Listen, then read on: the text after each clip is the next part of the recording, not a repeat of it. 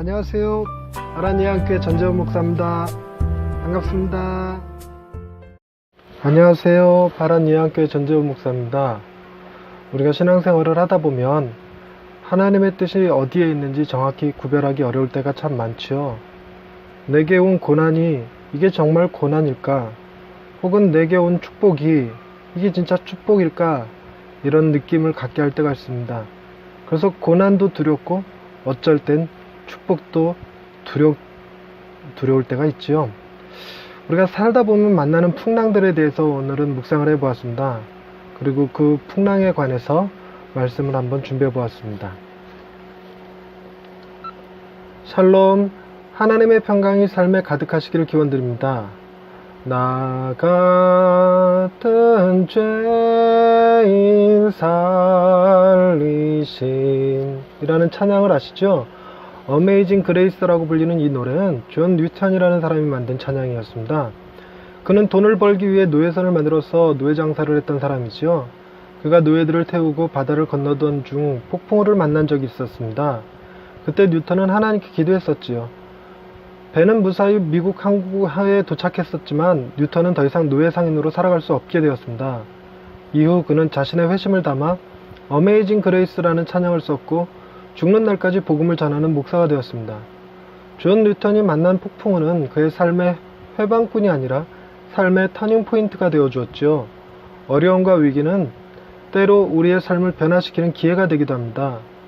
하지만 위기나 고난이 우리를 다루시는 하나님의 손길로 보기란 참으로 어렵지요. 뉴턴에게도 폭풍우가 악한 길에서 돌이켜 복음의 길로 부르시는 하나님의 손길로 이해한 것은 폭풍우 앞에서가 아니라 그 모든 일이 지난 후에 비로소 깨달았던 것입니다. 우리에게도 삶에 다가오는 풍랑과 같은 위기는 언제나 존재합니다. 우리 역시 우리를 지나간 풍랑에 대해서는 그 풍랑에 하나님의 뜻이 있었고 그 풍랑 덕분에 오늘의 내가 있게 되었다고 고백하기는 해도 지금 내 앞에 불고 있는 풍랑 앞에서는 좀처럼 이 풍랑이 나를 더욱 견고하게 하고 더 바른 길을 가게 하리라고는 생각하지 못합니다. 마가복음 5장에 풍랑을 만난 제자들의 이야기가 나옵니다. 그들이 혼자 있었던 것이 아니고 그 배에는 주님이 계셨지요. 뿐만 아니라 그 배에 탄 사람들 중 상당수가 그 풍랑에 이골이 난 베테랑 어부들이 타고 있었습니다. 그렇지만 풍랑 앞에서 그들은 죽음의 공포를 느꼈습니다. 그들은 주무시는 주님을 깨워서 도움을 구하지요. 주님은 그 풍랑을 그저 말씀 한마디로 정리해버리셨습니다. 39절입니다. 예수께서 깨어 바람을 꾸짖으시며 바다더러 이르시되 잠잠하고 고요하라 하시니 바람이 그치고 아주 잔잔하여지더라. 아멘. 제자들은 주님의 말씀 한마디로 잔잔해진 바다를 보고 주님을 보는 그들의 시선에 변화가 생겼습니다. 바다를 순종하게 하는 힘은 오직 신에게만 있었습니다. 연약해 보이는 목수 출신 예수가 혹시 그런 신이 아닐까 하는 생각이 들었던 것이죠. 그래서 그들은 심히 두려워하게 됩니다. 풍랑 앞에 무서워하던 그들이 풍랑을 잔잔케 하신 주님 앞에서 심히 두려워하게 된 것이지요. 풍랑도 잔잔케 하실 수 있는 분이 내 배에 함께 타고 있다는 사실이 그들에게 평안을 준 것이 아닙니다. 도리어 더 큰 두려움을 주었지요. 그들이 그 두려움을 이기기 위해서는 그 신이 우리를 사랑하고 계시고 우리의 모든 죄를 해결하시기 위해 오신 하나님의 아들이라는 사실을 믿을 수 있어야 합니다. 주님은 이후의 사역들을 통해 이 모든 것을 제자들에게 알려주심으로 두려워해야 할 뿐이 아니라 의지해야 할 뿐으로 믿을 수 있게 해주셨지요. 우리는 우리와 영원히 함께 하시겠다고 약속하신 임마누엘의 하나님을 믿습니다. 그래서 우리가 풍랑을 만났을 때 그것에 홀로 있지 않음을 알지요. 하지만 우리의 시선은 언제나 풍랑에 고정되어 있습니다. 그 너머에서 일하시는 하나님을 보지 못할 때가 너무나 많지요.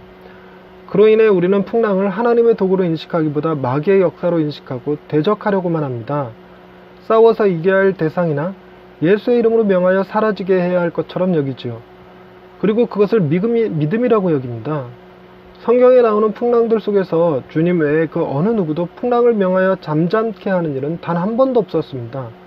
그럼에도 불구하고 우리는 너무나 쉽게 예수의 이름을 도용하여 풍랑을 잠잠케 하려는 우를 범할 때가 있습니다. 주님이 잠잠하라, 고요하라 명하셨을 때 고요해진 것은 바람과 파도만이 아니었습니다. 제자들의 호들갑과 불평도 잠잠해졌지요. 그러나 바다에 불던 풍랑이 제자들 마음속으로 들어가 그들을 심히 두렵게 하는 풍랑이 되었습니다. 제자들은 다시 한번 주님의 말씀을 들어야 할 필요가 생겼습니다. 이 시대는 갈릴리 바다만큼이나 상황이 어떻게 돌변하여 풍랑이 일지 알 수 없는 시대입니다. 두려움은 오히려 이 시대의 경제를 움직이는 기본 베이스가 되어버렸습니다. 무한 경쟁 속에서 살아가는 우리의 마음은 뒤처질 것에 대한 두려움과 실패의 두려움, 그리고 사고 날까봐 두려워하는 것들로 인해 풍랑이 수시로 불고 있죠. 오늘의 평안이 내일의 평안을 보증해주지 못할 때 주님은 날마다 우리에게 말씀하여 주시고 계십니다. 잠잠하라, 고요하라. 할렐루야. 우리의 삶을 평강으로 이끄시는 하나님 아버지, 사망의 음침한 골짜기에서 목자의 품에 안겨있는 어린 양과 같이 우리를 붙들어 주시니 감사합니다. 사방에서 불어오는 풍랑으로 인해 삶이 지치고 고나여 하나님의 손길을 보지 못한 채 원망과 불평으로 살아왔던 것을 용서하여 주옵소서.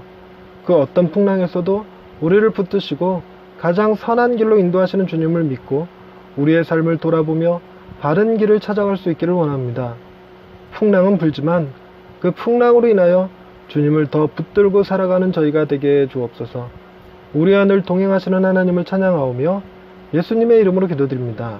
아멘. 여러분은 지금 어떤 풍랑을 만나고 계시는지요?